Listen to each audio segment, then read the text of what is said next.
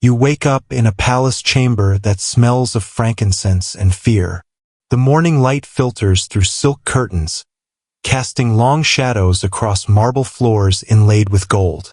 Outside your window, the Nile flows eternal and indifferent, carrying away the prayers and tears of a kingdom that worships you as a god while planning your destruction.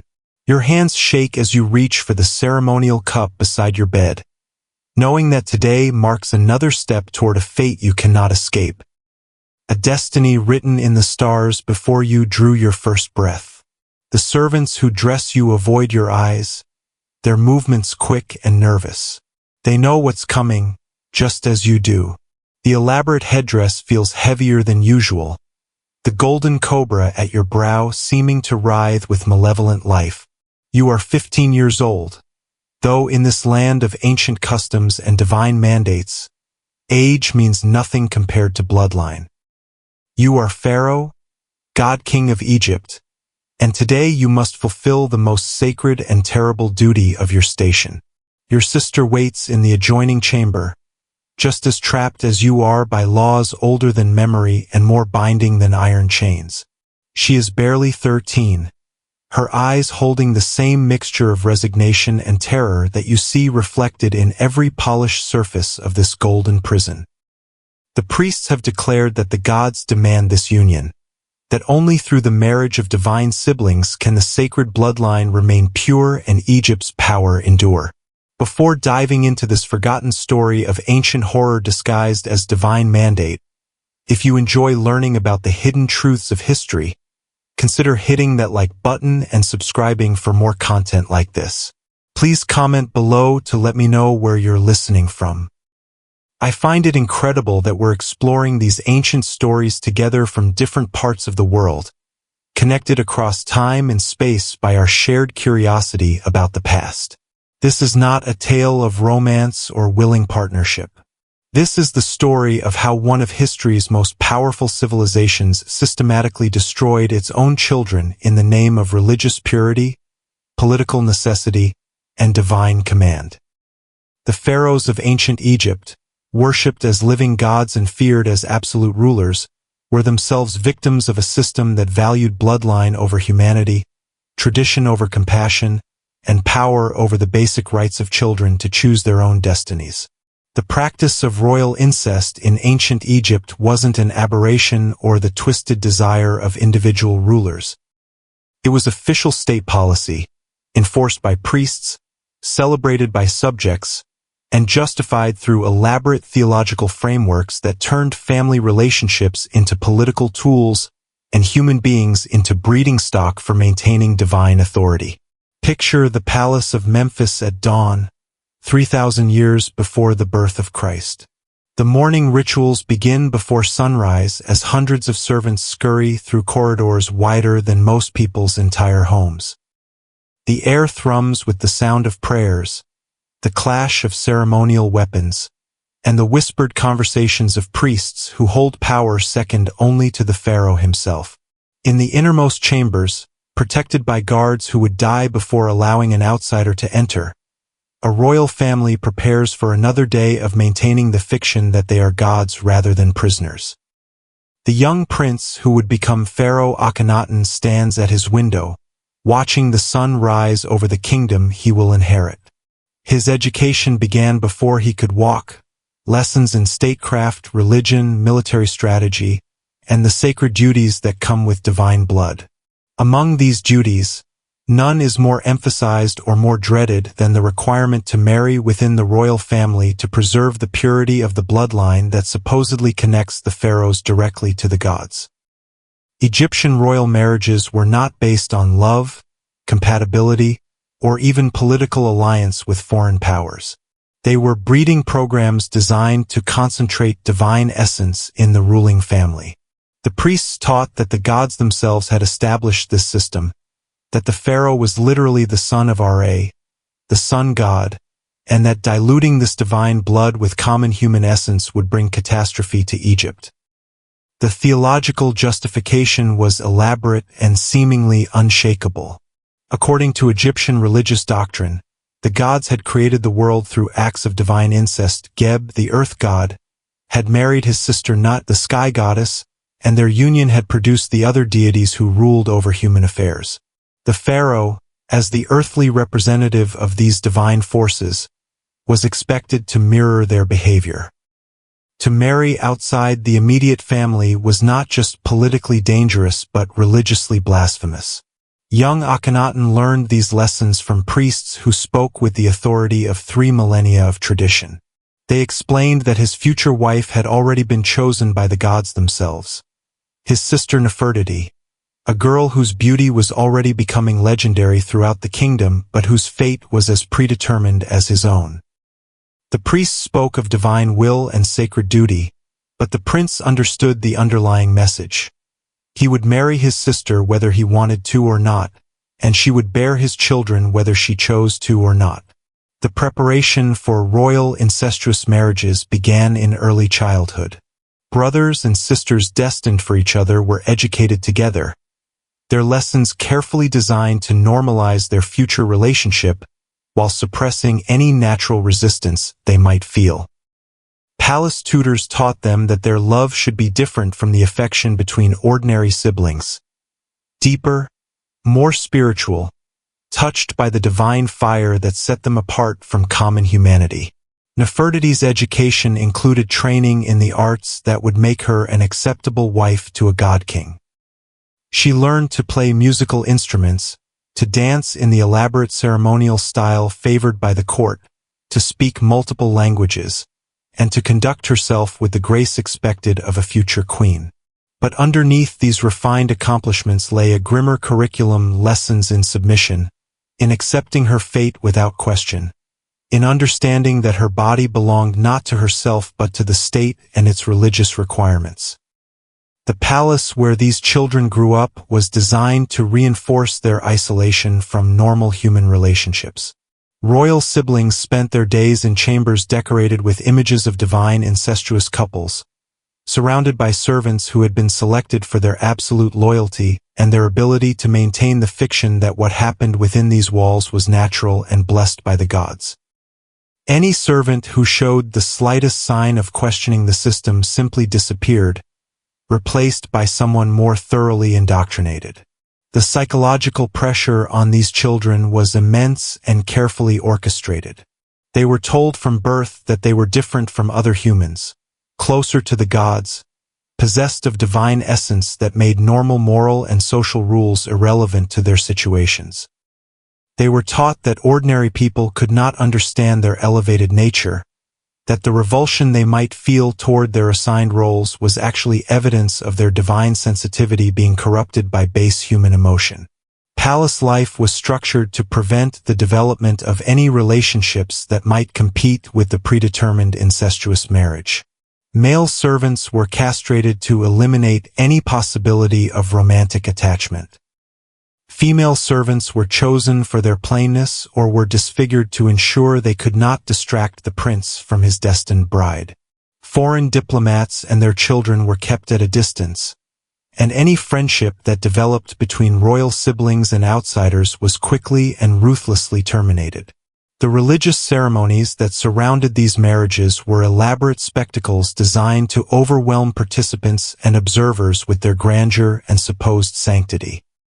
Months of preparation went into each royal wedding, with priests consulting ancient texts, astronomers calculating auspicious dates, and craftsmen creating ceremonial objects that would transform the human horror of forced sibling marriage into a divine celebration that reinforced the pharaoh's claim to godhood.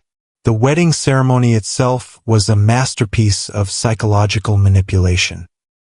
Held in temples filled with incense that produced mild hallucinogenic effects, accompanied by music that had been specifically composed to induce trance-like states, and conducted according to rituals so complex and ancient that even the participants felt swept along by forces beyond human control. The bride and groom were dressed in costumes that emphasized their divine nature while obscuring their humanity, their faces painted with cosmetics that made them appear more like statues of gods than frightened teenagers. The consummation of these marriages was witnessed by priests who declared that the union had been blessed by the gods and that any children born from it would possess enhanced divine power. The The physical and emotional trauma experienced by the participants was interpreted as evidence of divine possession. Their tears and cries dismissed as the natural response of mortal flesh coming into contact with sacred forces. But behind the elaborate religious justifications and ceremonial grandeur lay a simple and brutal reality. These were children being forced into sexual relationships with their own siblings for political reasons. The psychological damage was immediate and lasting. Many royal couples in incestuous marriages developed what modern psychology would recognize as severe trauma responses, depression, anxiety, dissociation, and a profound sense of alienation from their own bodies and emotions. The children born from these unions often suffered from genetic disorders that the Egyptians attributed to their divine nature rather than recognizing as the predictable result of inbreeding. Physical deformities, mental disabilities, and shortened lifespans were common among royal offspring, but these problems were explained away as signs of the children's elevated spiritual status or as tests sent by the gods to strengthen the royal bloodline. The palace physicians who attended these families developed elaborate medical theories to explain the health problems that plagued the royal line. They created treatments using exotic ingredients and mystical procedures that had no real medical value but served to maintain the fiction that the royal family's suffering was part of a divine plan, rather than the inevitable consequence of forcing siblings to reproduce. Young Akhenaten grew up witnessing the effects of this system on his older relatives. He saw cousins who had been born with severe physical deformities but were proclaimed as especially blessed by the gods. He watched uncles and aunts who had never recovered from the trauma of their forced marriages, who moved through palace life like walking ghosts, present in body but absent in spirit. He observed the elaborate pretenses that everyone maintained to avoid acknowledging the obvious horror of what was happening. The prince's education included detailed instruction in the genealogies that justified the system. Palace scribes maintained family trees that stretched back hundreds of generations, carefully documenting the incestuous relationships that had supposedly preserved the divine bloodline through centuries of rule. These records were presented as evidence of the system's success, but anyone who looked closely could see the pattern of early deaths, madness, and genetic deterioration that actually characterized the royal family's history. As Akhenaten approached marriageable age, the pressure to accept his fate intensified. Priests reminded him daily of his divine obligations and the catastrophic consequences that would befall Egypt if he refused to marry his sister. They spoke of famines, floods, military defeats, and divine wrath that had allegedly struck kingdoms where pharaohs had failed in their sacred duties. The message was clear. His personal feelings and desires were insignificant compared to the stability of the state and the favor of the gods. The young prince began to understand that he was not truly a ruler but a prisoner whose cage happened to be made of gold rather than iron. His every action was scrutinized for signs of rebellion against the system that had shaped his life since birth. His conversations were monitored, his friendships controlled, his movements restricted to ensure that he could not develop relationships or ideas that might threaten his compliance with the incestuous marriage that awaited him. The isolation became more complete as his wedding day approached. Akhenaten found himself moved to chambers deeper within the palace complex, rooms where the walls were covered with hieroglyphs depicting the divine marriages of the gods and the supposed glory that awaited those who fulfilled their sacred obligations. The imagery was everywhere. Osiris embracing his sister Isis, Set united with Nephthys, endless repetitions of the celestial incest that the priests claimed as precedent for earthly horror. His sister Nefertiti underwent her own transformation during these months of preparation. Palace records describe elaborate purification rituals that lasted for weeks, ceremonies designed to prepare her body and spirit for union with her divine brother.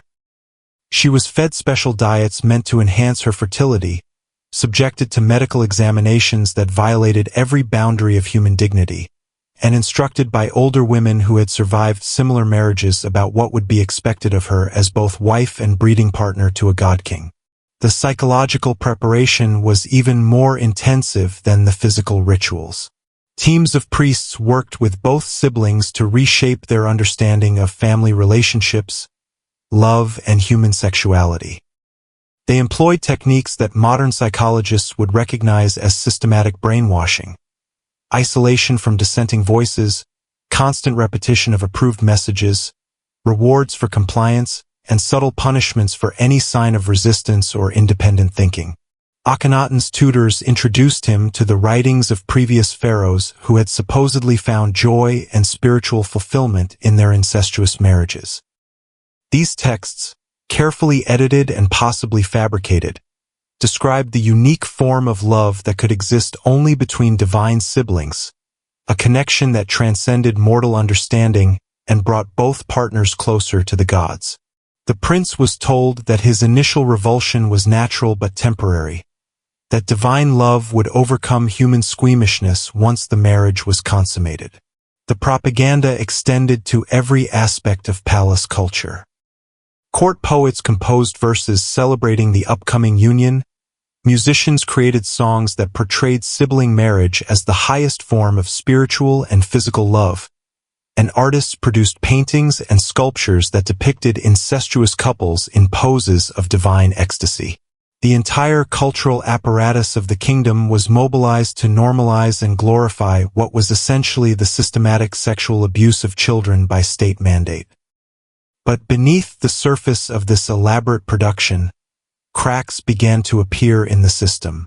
Palace servants whispered among themselves about the obvious distress of the royal siblings, the way they flinched when forced to appear together in public, the tears that stained their pillows each night despite the constant supervision.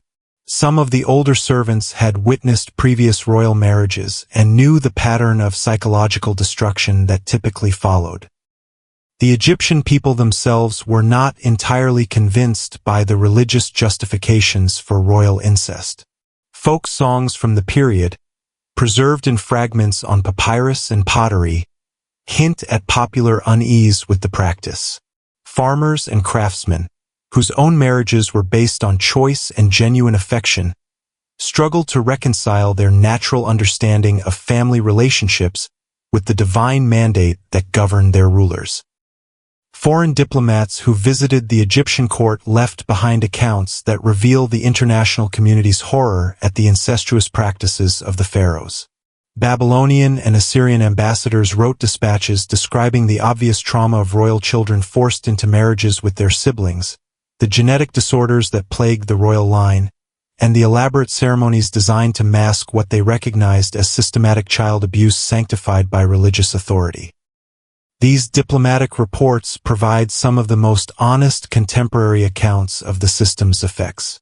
Unlike Egyptian records, which were carefully censored to maintain the official narrative, foreign observers had no reason to minimize or justify what they witnessed. Their descriptions of royal weddings emphasized the youth of the participants, their visible distress, and the obvious artificiality of ceremonies designed to celebrate relationships that violated every natural human instinct. As his wedding approached, Akhenaten began experiencing what palace physicians described as divine visions but which modern understanding would recognize as psychological breakdown. He reported seeing the gods in dreams, receiving messages about his destiny, and experiencing physical symptoms that suggested severe anxiety and dissociation. The priests interpreted these episodes as evidence of his growing connection to divine forces, but the symptoms actually indicated a mind struggling to cope with unbearable psychological pressure. The prince's education took on an increasingly frantic quality as his handlers recognized signs of potential resistance. Additional priests were assigned to his instruction, their lessons becoming more intensive and repetitive. They reminded him constantly of the fate that awaited pharaohs who defied divine will: madness, military defeat, the collapse of the kingdom, eternal punishment in the afterlife. The message was reinforced through every possible channel until the young man could barely think without hearing their voices echoing in his mind. Palace records from this period reveal the extraordinary resources devoted to ensuring compliance with the incestuous marriage system. Hundreds of people were employed in monitoring, educating, and controlling the royal siblings. Scribes documented every conversation. Guards reported on every movement. Servants analyzed every gesture for signs of rebellion or independent thought. The machinery of state had been transformed into an elaborate prison designed to break the will of its own rulers. The economic cost of maintaining this system was staggering. Vast sums were spent on ceremonies, bribes, surveillance, and the elaborate infrastructure needed to normalize incestuous relationships among the ruling class. Resources that could have been used for infrastructure, defense, or the welfare of the Egyptian people were instead devoted to perpetuating a system that served no purpose beyond maintaining the fiction of divine royal bloodlines. The religious establishment had become deeply invested in preserving incestuous royal marriages because their own power depended on the theological framework that justified the practice. If pharaohs were not literally divine, if their blood was not sacred, if their marriages did not require special religious sanction, then the priests who controlled these marriages would lose much of their political influence and economic privileges. This created a self-perpetuating cycle where those with the power to end the system also had the strongest incentives to maintain it. Priests gained wealth and authority from conducting royal incestuous weddings. Court officials derived their positions from serving the elaborate bureaucracy that surrounded royal marriages. Palace servants found employment in the vast apparatus needed to control and monitor the royal family. Everyone with influence had reasons to continue the horror rather than confront its obvious immorality. The international implications of Egypt's incestuous royal marriages extended far beyond diplomatic embarrassment. Foreign powers recognized that the genetic and psychological damage inflicted on Egyptian rulers made them unpredictable and often incompetent leaders. Military planning by Egypt's enemies took into account the likelihood that pharaohs would make irrational decisions due to the trauma and mental instability caused by forced sibling marriages. Trade relationships suffered as foreign merchants and diplomats found it increasingly difficult to conduct business with a royal court that operated according to principles that violated basic human understanding of family relationships. Economic partnerships that might have benefited Egypt were abandoned by trading partners who could not reconcile their own moral frameworks with the Egyptian system of sanctified incest. The genetic consequences of centuries of forced inbreeding were becoming impossible to ignore, even within the carefully controlled information environment of the palace. Royal children were born with increasingly severe physical deformities, mental disabilities, and shortened lifespans. Palace physicians developed elaborate theories about divine testing and spiritual purification to explain these obvious signs of genetic deterioration. But the reality was becoming undeniable even to true believers in the system. Akhenaten himself showed signs of the genetic disorders that plagued the royal line. Contemporary art depicts him with the elongated skull, feminine hips, and other physical abnormalities that characterized pharaohs born from generations of incestuous relationships. These deformities were proclaimed as signs of his divine nature, but they actually represented the biological cost of the marriage system that had shaped his family for centuries. The psychological preparation for his wedding intensified as the ceremony approached. Teams of specialists worked to reshape his understanding of love, sexuality, and family relationships according to the requirements of the incestuous marriage system. They employed techniques that combined religious indoctrination with psychological manipulation, creating a mental framework that would allow him to function within a relationship that violated every natural human instinct. But even as the machinery of state worked to prepare him for his fate, Akhenaten began developing ideas that would eventually challenge the entire system that had created him. His forced education in religious doctrine had given him deep knowledge of Egyptian theology. knowledge that he would later use to question the very foundations of the priestly power that had shaped his life. The seeds of rebellion were being planted even as the system worked to ensure his compliance. The wedding preparations consumed the palace like a fever. Craftsmen worked through the night, creating ceremonial objects that would transform the horror into spectacle. Golden collars inscribed with hieroglyphs declaring eternal love between divine siblings. Silk veils dyed with pigments that cost more than most families would see in a lifetime. Ceremonial daggers blessed by priests and sharpened to draw the sacred blood that would seal the unholy union. Nefertiti's final preparations began 40 days before the ceremony. She was moved to chambers deep within the temple complex, rooms that had witnessed the breaking of countless royal sisters before her. The walls were covered with frescoes depicting the supposed joys of divine marriage, images of goddess sisters embracing their brothers with expressions of ecstatic bliss that masked the tears of real girls who had posed for these paintings under threat of death. The purification rituals grew more invasive and degrading with each passing day. Temple priestesses, themselves products of the system they served, conducted examinations of Nefertiti's body that violated every boundary of human dignity. They checked her for signs of disease, measured her hips to assess her breeding potential, and subjected her to procedures designed to enhance her fertility while destroying her sense of bodily autonomy. Palace physicians administered potions that were supposed to prepare her mind and spirit for union with her divine brother. These concoctions contained herbs that produced mild euphoric effects, substances that reduced inhibitions, and compounds that created a dreamlike state of compliance. The goal was to chemically alter her consciousness until she could participate in her own destruction with something resembling willingness. Meanwhile, Akhenaten underwent his own transformation in chambers decorated with the preserved bodies of sacred animals. Cats, birds, and crocodiles mummified in poses of eternal vigilance, their glass eyes reflecting the lamplight like accusations against the living. The priests who attended him spoke in voices that never varied from their ritualistic cadences, as if they had forgotten how to communicate as human beings rather than vessels for divine will.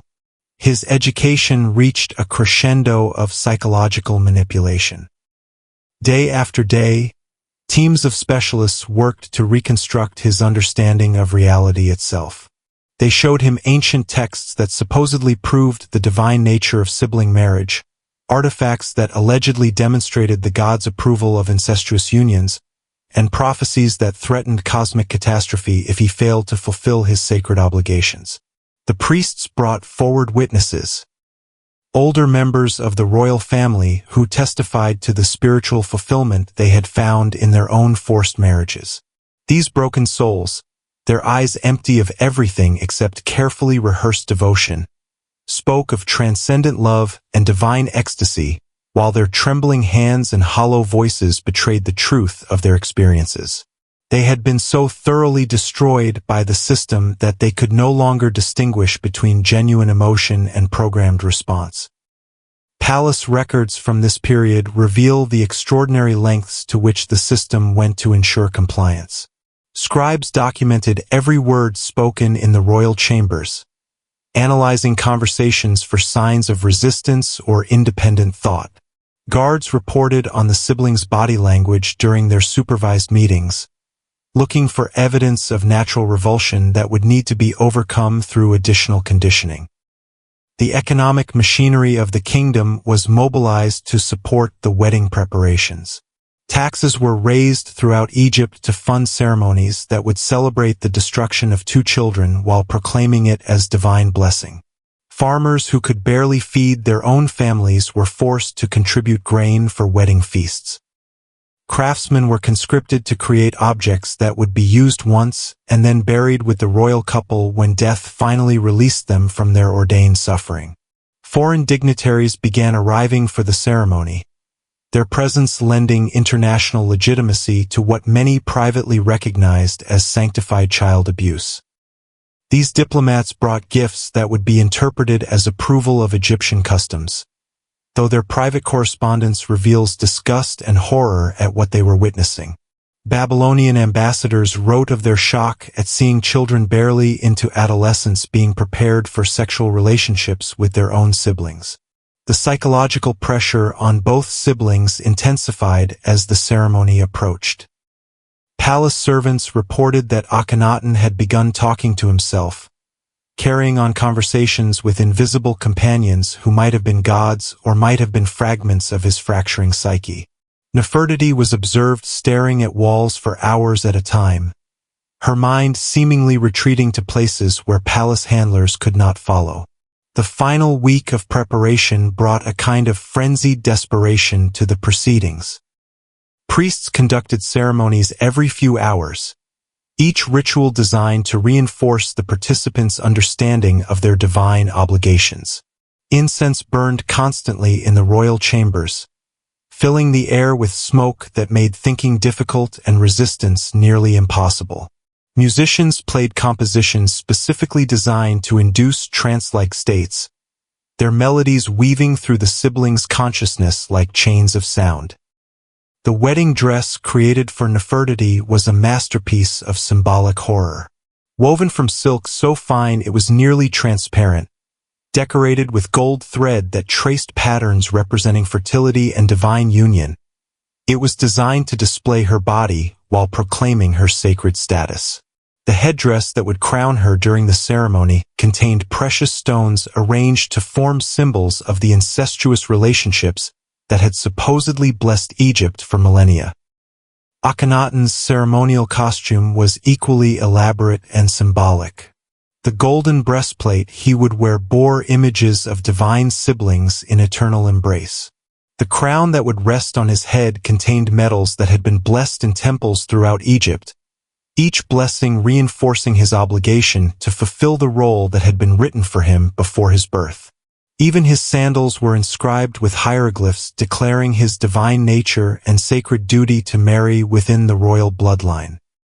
The guest list for the ceremony read like a catalogue of human complicity in systematic child abuse.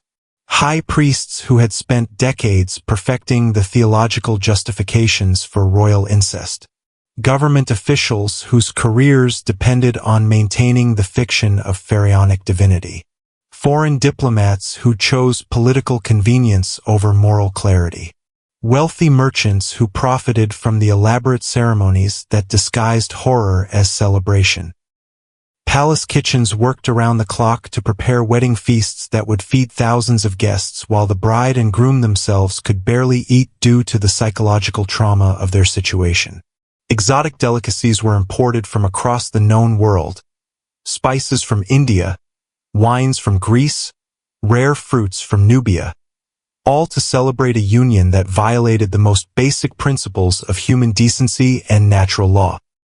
The entertainment planned for the wedding celebrations included performances by dancers, musicians, and poets who had been specifically trained to glorify incestuous relationships. These artists, many of them slaves who had no choice in their participation, were forced to create beautiful works that celebrated ugly realities. Their songs spoke of divine love between siblings. Their dances mimicked the supposed ecstasy of gods united in incestuous passion. Their poems transformed family relationships into cosmic forces. As the wedding day dawned, both siblings underwent final preparations that stripped away the last vestiges of their individual humanity. They were bathed in sacred waters that had been blessed by dozens of priests, their bodies anointed with oils that were said to contain the essence of the gods, their faces painted with cosmetics that transformed them into living representations of divine figures, rather than frightened teenagers about to be forced into sexual relationship with each other. The psychological conditioning reached its climax in the hours before the ceremony. Teams of priests surrounded each sibling, chanting prayers and reciting theological justifications until the young people could barely think beyond the words that were being poured into their minds. The goal was to overwhelm their natural resistance through sheer repetition and sensory overload, creating a state of psychological surrender that would allow them to participate in their own destruction. Palace guards reported that both Akhenaten and Nefertiti appeared to be in trance-like states by the time they were led to the ceremonial chambers. Their movements were mechanical, their responses to questions seemed rehearsed, and their eyes held the vacant expression of people whose spirits had retreated so far inward that they were barely present in their own bodies. The ceremony itself began before dawn, time to coincide with the rising of the sun that would witness this latest violation of human nature in the name of divine will. Hundreds of participants took their assigned positions in the temple complex, each person playing a role in the elaborate theater designed to transform child abuse into religious celebration. The air was thick with incense that made breathing difficult and thinking nearly impossible. Trumpets sounded across Memphis as the royal siblings were led from their separate chambers toward the altar where their fate awaited. The procession moved through corridors lined with guards whose job was not just to maintain order but to prevent any last-minute attempt at escape or resistance. Every step brought them closer to a destiny that had been written by others, in service of a system that valued bloodline over humanity and tradition over the basic rights of children to choose their own futures. The crowd that gathered to witness the ceremony included thousands of Egyptians who had been commanded to celebrate what many privately recognized as an abomination. They threw flowers and shouted prayers while their hearts held knowledge they dared not speak. That they were watching children being sacrificed to maintain a system that served no one except those who derived power from controlling it. But even as the machinery of state worked to ensure the ceremony's success, forces were already in motion that would eventually challenge the entire foundation of the system. Akhenaten's tortured mind, shaped by years of psychological manipulation and theological indoctrination, was developing ideas that would soon threaten the very priests and customs that had created him. The seeds of revolution were germinating in the darkness of his forced compliance, waiting for the moment when divine authority would be questioned by the God King himself.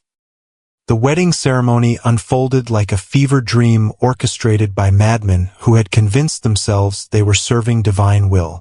As Akhenaten and Nefertiti approached the altar, their movements guided by handlers who had spent months breaking down their natural resistance, the assembled crowd witnessed what they believed to be the sacred union of living gods, but was actually the culmination of a system designed to destroy human beings for political convenience. The high priest who would conduct the ceremony was a man named Amenhotep, whose own family had served the royal court for generations. He had officiated at dozens of similar weddings, watching as frightened children were forced into relationships that violated every natural instinct while proclaiming each union as evidence of divine favor. His voice never wavered as he recited the ancient formulas, but palace servants had observed him drinking heavily in the days leading up to each ceremony, as if alcohol could wash away the knowledge of what he was actually doing. The ritual itself was designed to overwhelm the participants and observers with its complexity and supposed sanctity. Sacred oils were burned in braziers that filled the temple with smoke, creating an atmosphere that made clear thinking nearly impossible. Musicians played instruments that had been tuned to specific frequencies believed to induce trance-like states. Dancers moved in patterns that supposedly mimicked the cosmic forces that governed divine relationships. Every element was calculated to create a sensory experience so overwhelming that moral objections would be swept away by sheer spectacle. As the ceremony progressed, both siblings appeared to be moving through the motions like sleepwalkers. Years of psychological conditioning had taught them to dissociate from their own experiences, to float above their bodies while terrible things were done to them in the name of sacred duty. Palace physicians had prepared them for this mental retreat, explaining that divine beings naturally transcended mortal concerns about family relationships and sexual autonomy. The vows they exchanged were written by priests and memorized through months of repetition. Neither sibling had any input into the words they spoke, promises of eternal love and spiritual union that bore no relationship to their actual feelings or desires. They pledged to honor each other as divine consorts, to produce children who would carry on the sacred bloodline, and to maintain the purity that supposedly connected them to the gods. Their voices were barely audible above the sound of instruments and chanting, as if even their vocal cords rebelled against the words they were forced to speak. Foreign observers who witnessed the ceremony left behind accounts that reveal the international community's horror at what they saw. A Babylonian diplomat wrote that both participants appeared to be in states of extreme distress, their faces painted with cosmetics that couldn't hide the tears that ran down their cheeks throughout the proceedings. An Assyrian ambassador noted that the bride seemed to be on the verge of collapse, supported by attendants who prevented her from falling, while maintaining the fiction that she was participating willingly. The consummation that followed the public ceremony was conducted according to rituals that were even more invasive and degrading than the wedding itself. Priests who claimed authority over every aspect of royal sexuality supervised the process, ensuring that the divine union was properly completed while documenting details that would be preserved in temple records as evidence of the gods' continued favor toward the royal bloodline. Palace servants who were present during these intimate violations reported scenes that haunted them for the rest of their lives. They described the obvious terror of both participants, the mechanical nature of their actions, and the complete absence of anything resembling genuine human connection or affection. The priests interpreted every sign of distress as evidence of divine possession, every cry of pain as proof that sacred forces were at work, every attempt at resistance as confirmation that mortal flesh was being purified through contact with celestial power. The physical and psychological trauma inflicted during the wedding night created wounds that would never fully heal. Both Akhenaten and Nefertiti emerged from the experience fundamentally changed, their personalities altered by the violence that had been done to them, while crowds celebrated and priests proclaimed divine blessing. The children they had been were effectively murdered by the ceremony that was supposed to elevate them to divine status. In the weeks that followed, palace life settled into new routines designed to maintain the fiction of marital bliss between the royal siblings. They were required to appear together at public functions, displaying the affection that supposedly characterized their divine union. They shared meals under the supervision of courtiers who monitored their interactions for signs of discord. They slept in chambers connected by passages that ensured their continued compliance with the expectations of their forced marriage.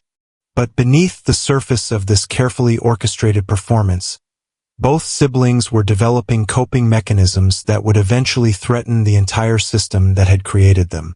Akhenaten began experiencing what he interpreted as divine visions, mystical experiences that provided psychological escape from his unbearable reality, while also giving him new ways of understanding religious authority.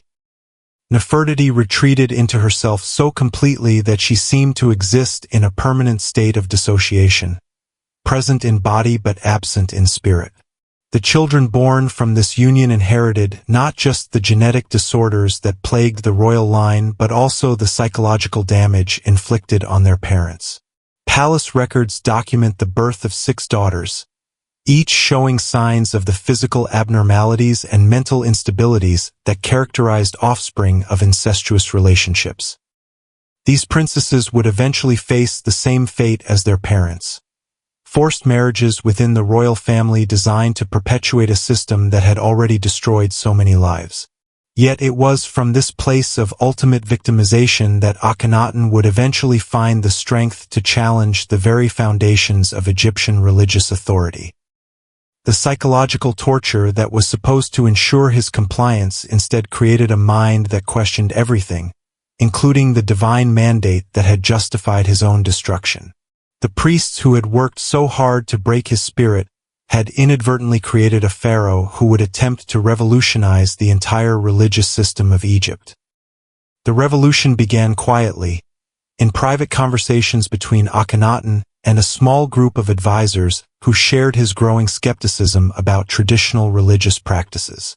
They questioned why the gods who supposedly loved Egypt would demand the torture of children. They wondered whether divine authority might be better expressed through different forms of worship.